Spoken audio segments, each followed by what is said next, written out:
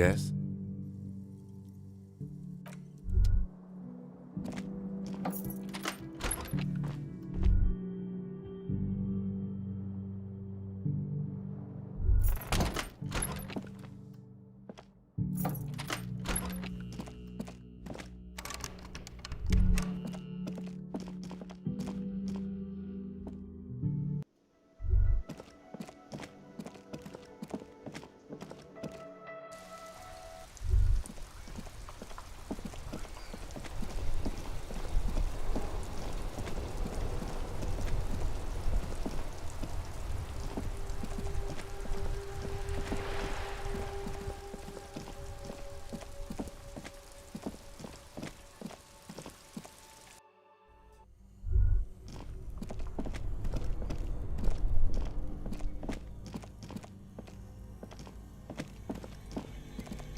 The bear's eyes are still glowing red.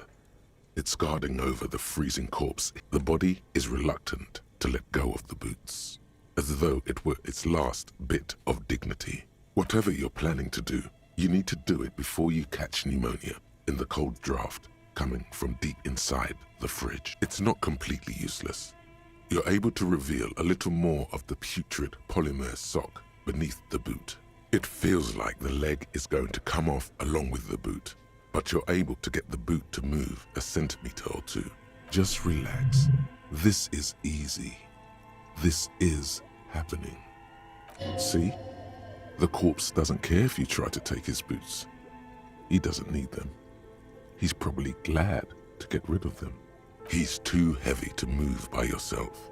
A great mass of dead muscles, with hoarfrost covering his milky eyes. This is the right method.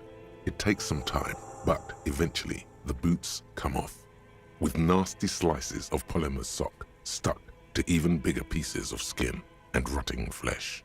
Not good. Let's pin this on the bear. The ice bear tore up his legs with its claws. As for the boots, you can't possibly do anything with them until you've cleaned and disinfected them thoroughly. Yes, these absolutely need to be washed before. The stink is incredible. Didn't the Whirling have a kitchen? Shoot, Looney Rooney. Come back late.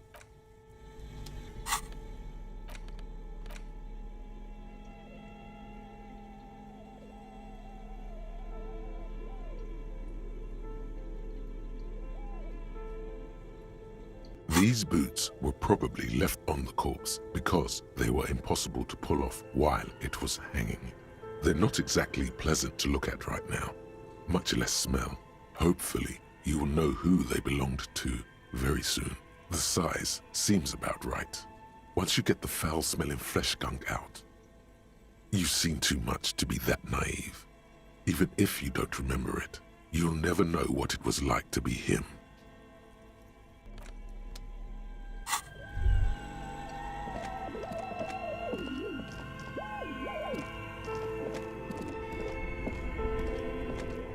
This orange machine.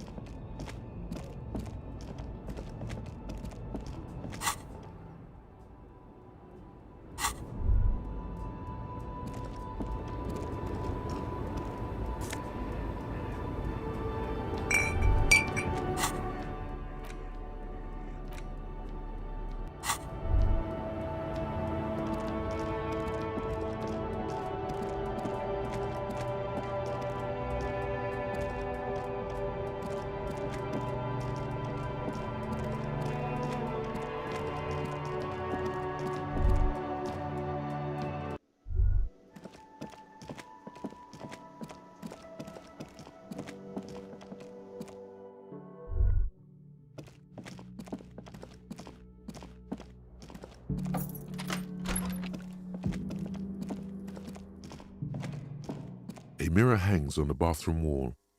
It's barely covered in steam anymore.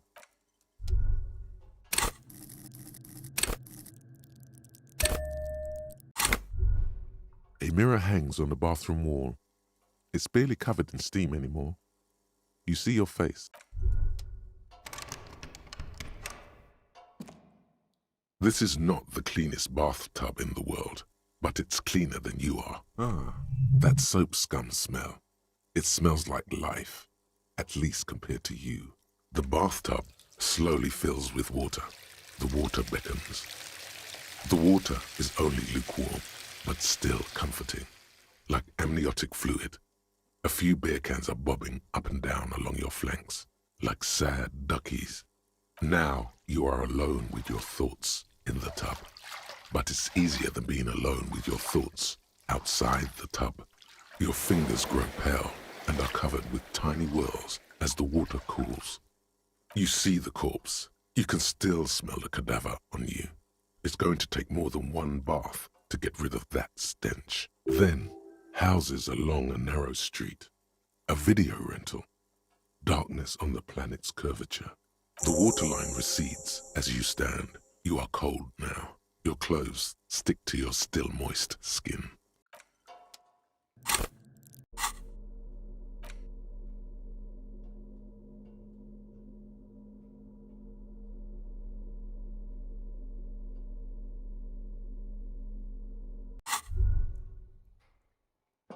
A mirror hangs on the bathroom wall. It's barely covered. Like the rest of you,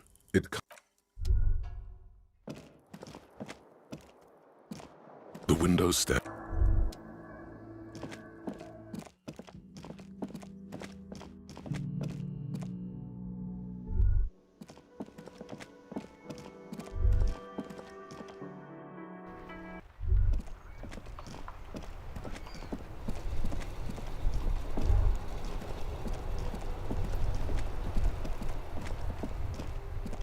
The dented yellow mailbox greets you with its graffito.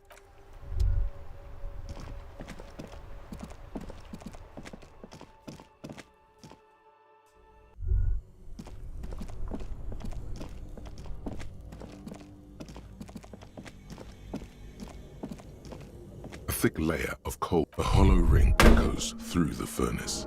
Your toe hurts.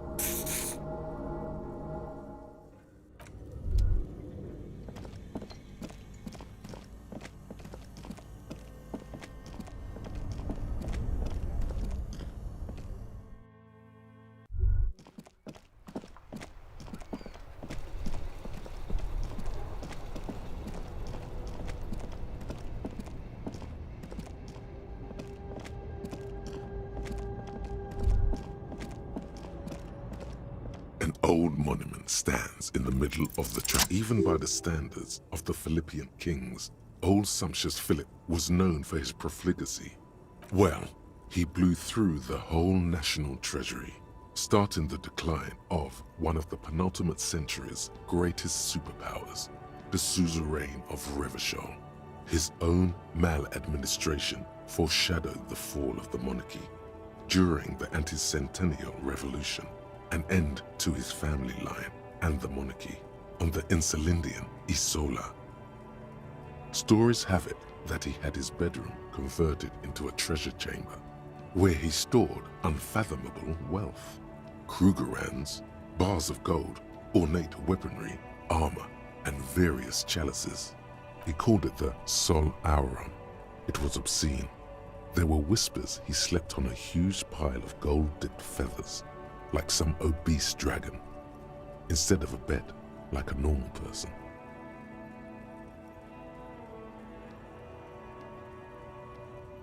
But wait, you haven't even heard about his fabled cocaine addiction. You see, old Philippe wasn't just good at squandering the national treasury on gold and ceremonial weaponry, he was also a prodigious snorter of nose candy, cocaine. His Majesty's courtiers said it helped him connect with the higher realms. That's what the revolutionaries said 150 years later, right before they emptied out the royal mausoleum and dumped His Majesty's mortal remains in the Insulindian Bay, beneath the cold waters of the Insulindian Bay, thrown there by the revolutionaries after they cleaned out the royal mausoleum. The original was blown apart by communards, then further damaged during the landing of the coalition's airships during the turn-of-the-century revolution, when Martinez was leveled. Most historians think the coalition's hasty landing may have ultimately saved the statue. If the communards had more time, they would have reduced it up to even finer pieces. Some years ago, a group of liberal, artistically inclined individuals, designers mostly, thought it would be ironic to restore the statue of the most wasteful ruler of Revachol in the poorest part of the city. The statue is supposed to capture the moment it was blown apart, like an instant frozen in time, a rare butterfly trapped in amber, floating on a sea of shit. People in Martinez tend to agree, as do many prominent art critics and thought leaders with more nuanced social awareness than the young ironists. Philip III, the squanderer, however, with his bronze face up in the air, doesn't seem concerned about what the hoi polloi think of him in death. Not that he ever did in life either.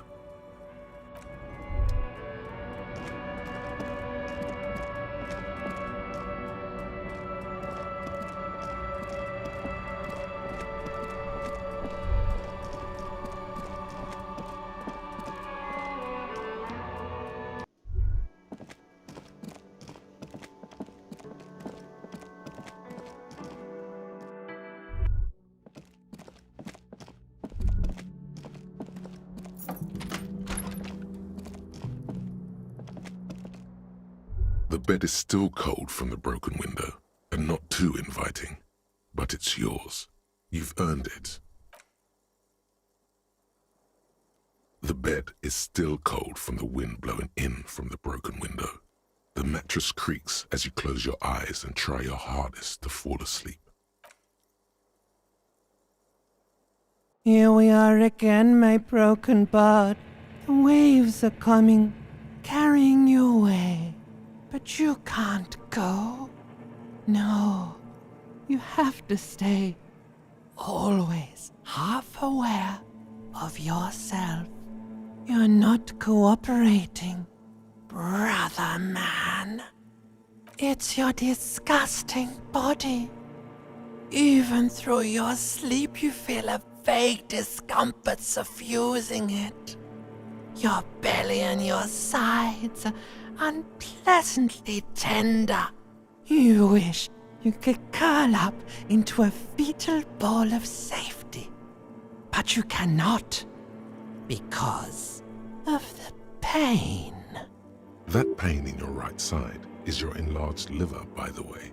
As for your kidneys, you've really been compounding the damage lately. Every cell in your body is moaning in agony, asking, what did we ever do to you?